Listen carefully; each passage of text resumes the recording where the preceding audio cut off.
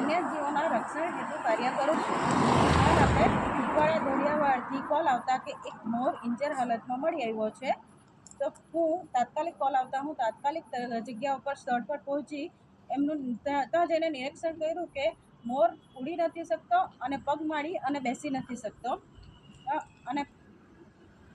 જેની મેં હું ફોરેસ્ટ ડિપાર્ટમેન્ટને પાડી ફોરેસ્ટ ડિપાર્ટમેન્ટને જાણ કરી છે અને એની યોગ્ય ટ્રીટમેન્ટ મળે એને ફોરેસ્ટમાં સુપ્રત કરીશું। દરેક ભાઈ બહેનોને નમ્ર વિનંતી કે તમારા ખેતર કે વાડીની આજુબાજુ આસપાસ કોઈ બી આવા પશુ પક્ષી જનાવર કે પ્રાણી કોઈ બી ઇન્જર હાલતમાં જોવા મળે તો તમારો નજીકનો ફોરેસ્ટ ડિપાર્ટમેન્ટનો કોન્ટેક કરો, અથવા તો જો કોઈ પર્યાવરણના રક્ષણ કરતી સંસ્થા હોય એમનો કોન્ટેક કરો, અથવા તો મારો કોન્ટેક